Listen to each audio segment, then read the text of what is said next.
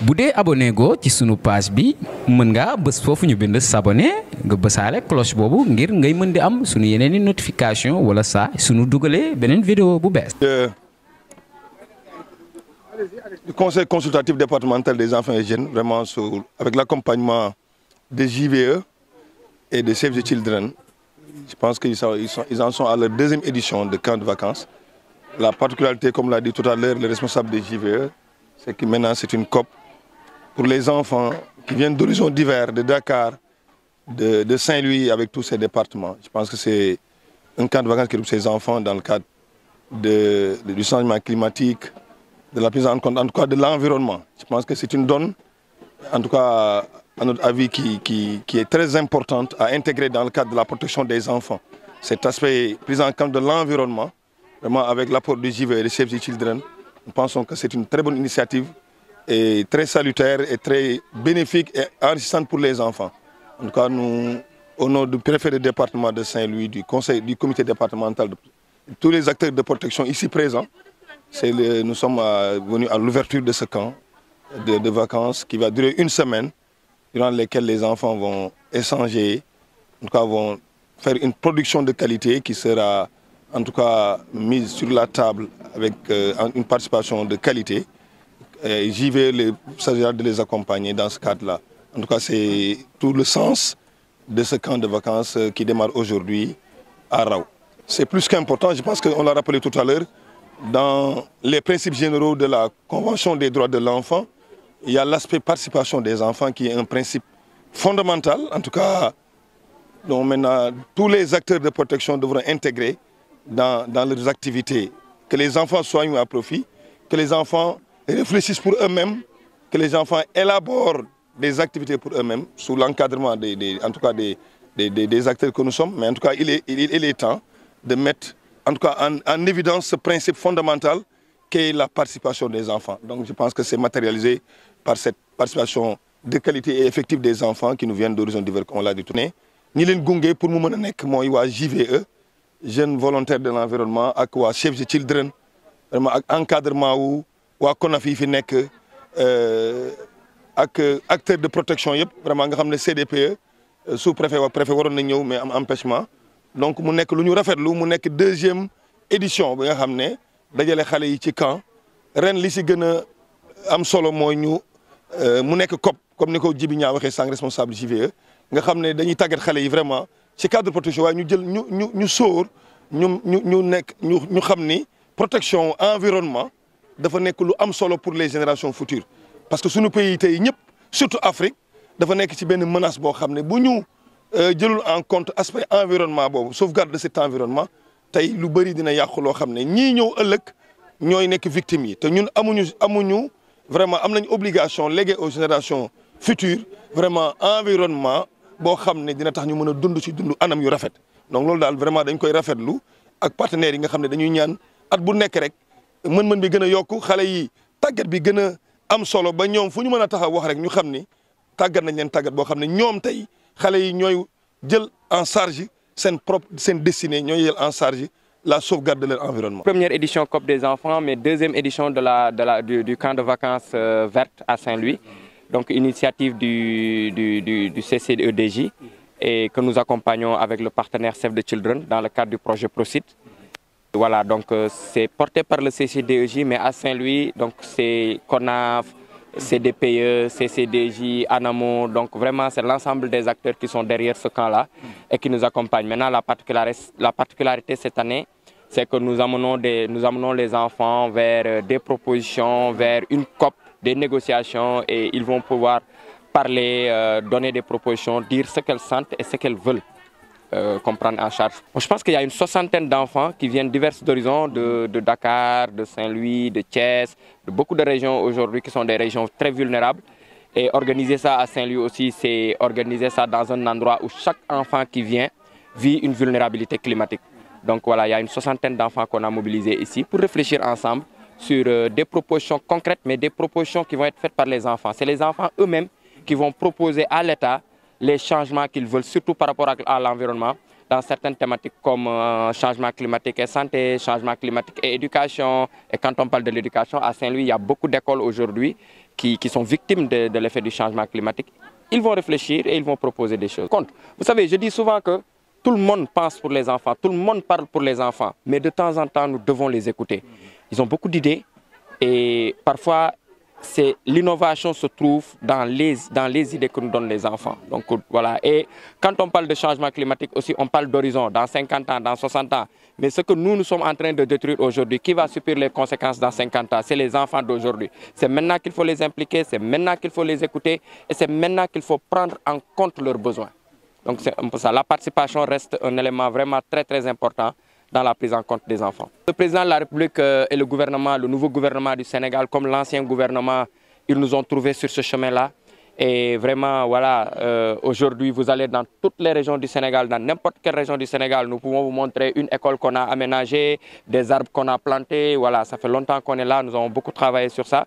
Mais nous saluons vraiment les efforts de ce nouveau gouvernement, les orientations qu'ils sont en train de donner à l'environnement. Tout le monde a vu la campagne nationale de reboisement, comment ça a porté ses fruits et tout ça. Récemment, nous avons été appelés à réfléchir ensemble sur voilà, tout ce qui touche voilà, la gestion des déchets et tout ça. Hier même, on était en train de faire un grand atelier sur l'éducation à l'environnement et tout ça avec les ministères sectoriels. Je pense que le gouvernement est en train vraiment de prendre au sérieux la question environnementale. Et nous, en tant qu'acteurs, on est très contents et nous allons continuer le travail d'accompagnement que nous faisons pour le gouvernement parce que nous le faisons avec le gouvernement pour le Sénégal. Donc voilà, si on plante des arbres, ce n'est pas pour le gouvernement, ce n'est pas pour nous-mêmes, mais c'est pour les communautés après qui verront cet arbre grandir et qui pourront l'utiliser, qui pourront JV au Sénégal. Donc nous avons une deuxième édition camp de vacances vertes pour CCDJ, mais nous avons aussi une première édition COP des enfants. Et si COP des enfants, c'est un concept bu bees boo xam ne dégg nañ COP avec les femmes, COP avec les jeunes, COP des communautés lépp mais kenn mosul dégg COP des enfants. Donc Ndar moo accueillir première édition COP des enfants bu Sénégal mais aussi je pense que bu Afrique ak bu àdduna bi parce que yàgg nañ dégg xale yi di wax mais mosuñ dégg xale yi teg benn COP. Donc mu nekk une première ñu andi ko Ndar ndax dynamique bi am Ndar boo fi ñëwee di wax affaire protection de l'enfance doo dem ci benn nit mais da ngay dem ci ay nit yu bëri parce que c'est une famille. C'est tous les acteurs voilà yi nekk ci xale yi derrière l'ANAMO ñoom ñoo vraiment ëmb affaire bi di leen gérer ñu am ci ay partenaires nag lu mel ni CCDJ lu mel ni CDP di liggéey ak ñoom directement donc boobu ba léegi aussi ñu ngi jéem a def lu ñu mën donc vraiment loolu la COP bi nag ay négociation la yoo xam ne xale yi ñooy proposer lu ñu bëgg donc fii bi mooy première partie bi dañuy proposer fii décider ñoom seen biir ni lii la ñu war a yóbbul gouvernement bi une fois bu loolu jeexee ñu dem Dakar bu ñu àggee Dakar après dinañ toog ak gouvernement bi xale yi ñëwaat jàkkaarloo ak gouvernement bi seen i délégué ñëw ne état lii ak lii ak lii ak lii lañ bëgg ngeen defal ñu su boobaa foofu lay amee négociation entre xale yi ak état et su boobaa état dina mën a xool ci xale yi liñ proposé lan ak lan la mën a jël ak lan moo jaadu ak lan lañ mën a def mais loolu rek c'est très bien déjà d'écouter les enfants. boo ñëwee Ndar dajale ay xale yi Ndar ne leen dama bëgg ñu wax ci climat yaakaar naa ku ci nekk ñoom dina wax nu muy dundee changement climatique te dina bëgg problème bi mu am ci changement climatique ñu changé ko tey xale yi nga xam ne dañoo tëj seen école fii Ndar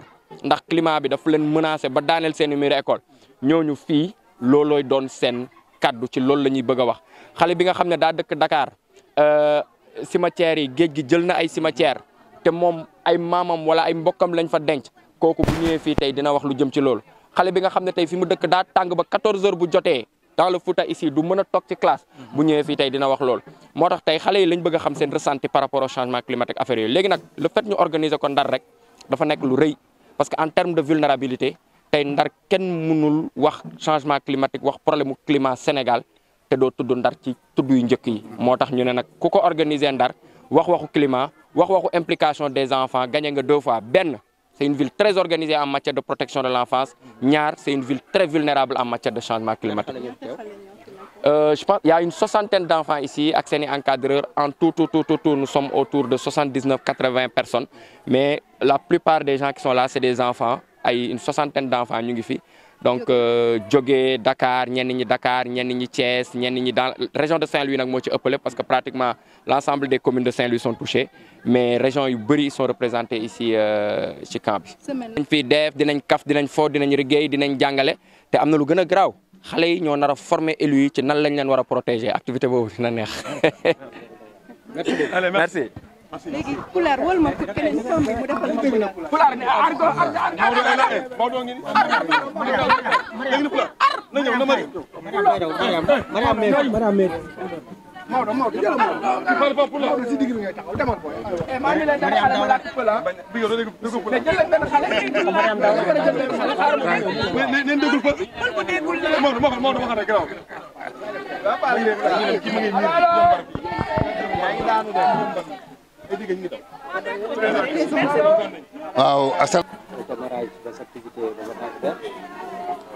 Je félicite tous les acteurs. C'est super de donner l'opportunité aux enfants de maîtriser leur environnement, de pouvoir être acteurs et pouvoir après prendre des décisions qui seront les leurs, qui seront en lien avec leur point de vue sur l'environnement. Voilà, donc je félicite tout le monde. Je vous dis bravo à tous. Et on verra ce que ça va donner avec les enfants, mais ce sera superbe, je pense. Bravo. Qu'est-ce que ça vous fait de voir ces enfants plaider pour l'environnement et surtout pour le changement climatique? Ces enfants très engagés. Pour moi, c'est l'espoir, c'est eux l'avenir, c'est eux qui vont décider, c'est eux qui seront les citoyens de demain au Sénégal, qui vont prendre des décisions et qui vont faire changer les choses. Donc c'est super de leur laisser le temps et leur donner la possibilité de réfléchir et de savoir ce qu'ils ont envie pour leur futur et pour leur pays. Voilà, donc bravo à tous. En fait, c'est vraiment un réel plaisir en fait, parce que de ce cas, je vais remercier JVE et Save the Children qui n'ont ménagé aucun effort pour la réussite de ce camp. Et aussi remercier le conseil consultatif, surtout la CONAF au niveau national et régional. Et ça nous fait vraiment un réel plaisir que les encadreurs, que les organisations qui travaillent pour la protection des enfants tiennent en compte la participation des enfants, tiennent en compte les opinions des enfants pour qu'ils puissent participer au niveau international de la COP des enfants ou bien COP 28. Les propositions, c'est vraiment nombreux et de ce cas, je vais lancer à toutes les autorités, surtout à l'État, sur la santé, de prendre les enfants qui n'ont pas, des enfants en situation de vulnérabilité, qui n'ont pas de moyens pour se soigner, de prendre ces enfants en charge jusqu'à l'âge de 18 ans ou plus, pour que ces enfants puissent continuer à vivre, pour que ces enfants puissent développer pour qu'ils puissent développer leur énergie et de suivre réellement leur rêve. asalaamaaleykum man maa ngi tudd Yacine Gueye nekk présidente benn organisation bu ñuy wax le conseil consultatif départemental des enfants et des jeunes de Saint-Louis bi nga xamante ni CONAF la coalition nationale des associations et des ONG en faveur de l'enfant moo ko mettre en place. Nous remercions aussi les jeunes volontaires pour l'environnement au Sénégal, JVE, à travers le directeur exécutif Djibril Nia, et aussi les partenaires financiers comme Save the Children. Nous avons tout le temps nous avis pour que nous nous représenter, pour que nous aussi nous participer à la protection et l'environnement. Vous avez déjà une idée? L'idée que lancée au niveau national pour l'État. Nous avons en situation de vulnérabilité xale yi nga xamante ni seen waajur yi amuñu doole pour suñu feebaree ñu mën leen jël en charge à l'âge de 18 ans pour que ñoom aussi ñu mën a vivre ñu mën a dund ñu réaliser si li nga xamante ni mooy seen rêve ba mu ñu mën a participer aussi si li nga xamante ni mooy sur l'environnement ba ñu leen dégg fu sori. bu dee abonné go ci sunu page bi mën nga bës foofu ñu bind s'abonner nga bësaale cloche boobu ngir ngay mën di am sunu yeneen i notification wala saa sunu dugalee beneen vidéo bu bees.